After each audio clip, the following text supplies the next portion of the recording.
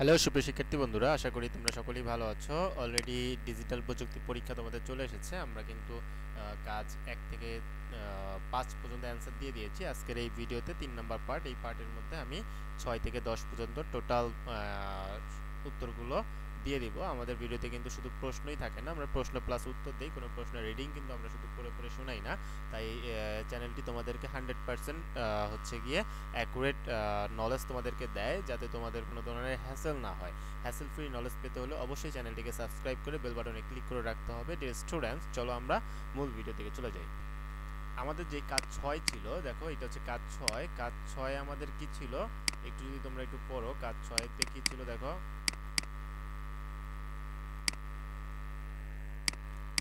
প্রতিটি ঝুঁকির জন্য একটি করে স্লাইড বা পোস্টার তৈরি করতে হবে। এখানে প্রত্যেকটা ঝুঁকি যে আমরা এর আগে 1-2 পার্টের মধ্যে যে আমরা আলোচনা করেছিলাম বা অন্যান্য প্রশ্নের মধ্যে আমাদের যে ঝুঁকিগুলো আমরা উল্লেখ করেছি, সেই ঝুঁকিগুলো কি করতে হবে, স্লাইড তৈরি করতে হবে কম্পিউটারে, অথবা পোস্টার তৈরি করতে হবে পোস্টার পেপারের মধ্যে।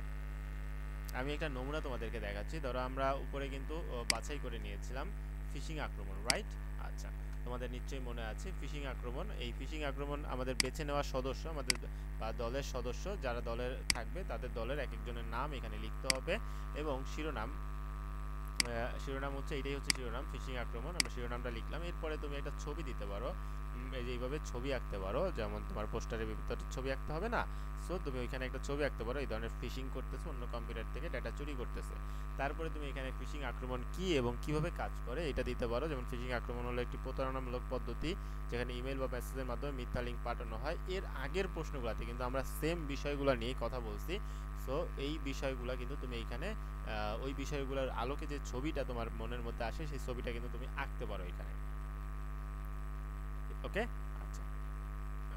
আই থিঙ্ক পরীক্ষার হলে মনে হয় তোমাদেরকে হয়তো মোবাইল বা ইন্টারনেট ব্যবহার করার হয়তো সুযোগ দেওয়া হবে, যেহেতু কয়েকটা প্রশ্নের ইঙ্গিতে দেখা বুঝতে পারলাম। দেখো, যদি এরকম সুযোগ দেয় তাহলে তোমরা কি করবে, এই যে ফিশিং আক্রমণ এটা লিখে সার্চ করবে, যে ছবিটা পাবে সেই ধরনের একটা ছবি তোমরা চিত্র এঁকে দিতে পারো।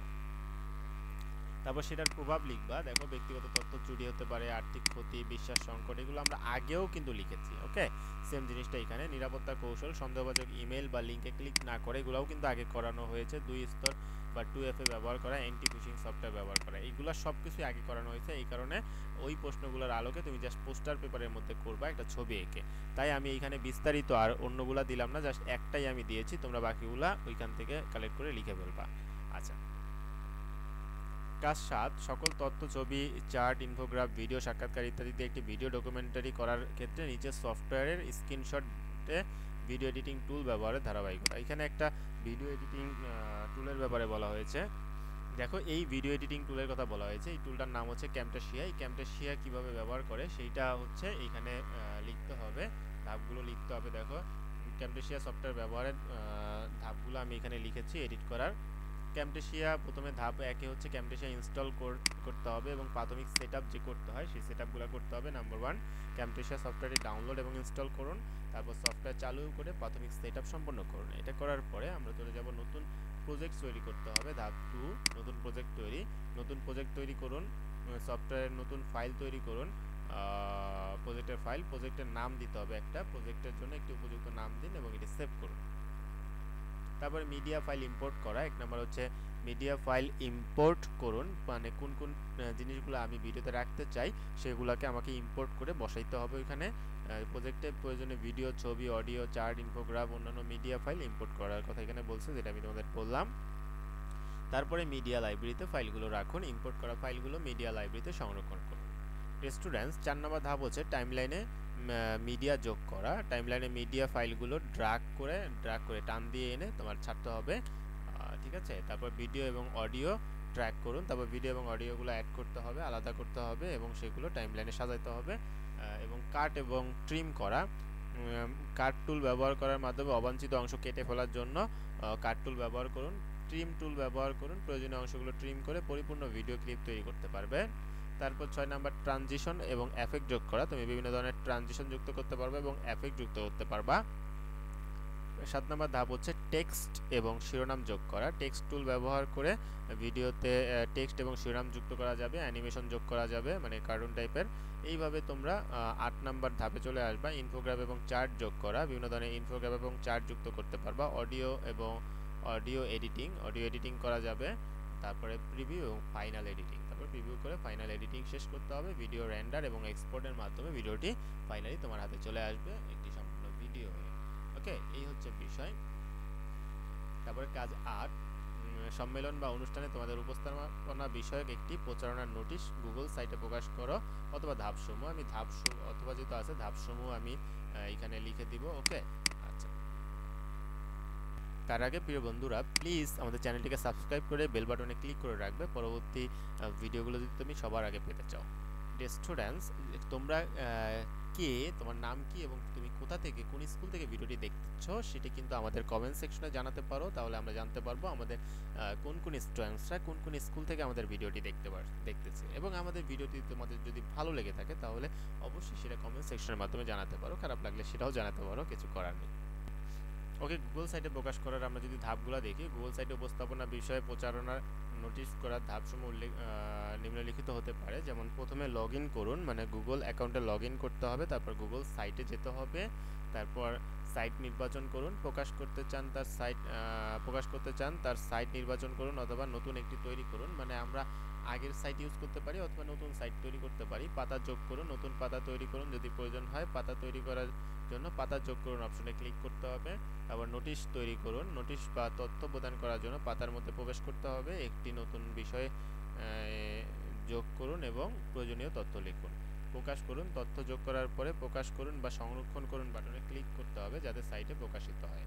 পরীক্ষা করুন, মানে নোটিশ সঠিকভাবে প্রকাশিত হলে এটি বিভিন্ন ডিভাইসে পরীক্ষা করুন যাতে প্রকাশিত তথ্য ঠিকমতো দেখা যায়। ওকে, এ হচ্ছে ব্যাপার। কাজ 9, পোস্টার ও ভিডিও প্রস্তুতে ব্যবহৃত তথ্য মিডিয়ার ক্ষেত্রে মেধাস্বত্ব বা কপিরাইট সংরক্ষণ করতে হবে। এজন্য তোমার ভিডিওর ক্ষেত্রে মেধাস্বত্বের কোন বিষয়গুলো প্রযোজ্য তা যুক্তিসহ লেখো।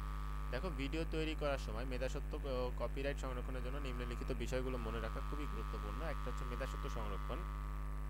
ব্যবহৃত যে ভিডিও ক্লিপগুলো যদি কোনো ভিডিও বা মিডিয়া সংস্করণ থেকে সরাসরি অনুলিপ করা হয় তাহলে তা অনুমোদনের জন্য সন্ধান করতে হবে বা স্বতন্ত্র মেধাস্বত্ব ব্যবহার করতে হবে। মানে যার ফাইল তুমি নিচ্ছ তার ফাইলের অনুমতি তোমার কাছে থাকতে হবে। সম্পূর্ণ ভিডিওর জন্য স্বতন্ত্রভাবে তৈরি করা বা অন্য ভিডিও বা গ্রাফিক্সের ব্যবহারের জন্য মধ্যস্থতা অনুমোদন নিতে হবে। মানে তোমাকে অন্যের ভিডিও বা অন্যের জিনিস গ্রাফিক্স ব্যবহার করতে হলে অবশ্যই তার অনুমতি নিতে হবে। এটা হচ্ছে মেধাস্বত্ব সংরক্ষণ। কপিরাইট সংরক্ষণ, সম্পূর্ণ ভিডিওর জন্য কপিরাইট মালিকানাধীন কোনো মিউজিক, গান, ক্লিপ, চিত্র এগুলো যদি থাকে তাহলে তোমাকে অবশ্যই সেটার অনুমোদন লাভ করতে হবে, নয়তো কিন্তু তুমি কপিরাইটের মধ্যে পড়ে যাবা।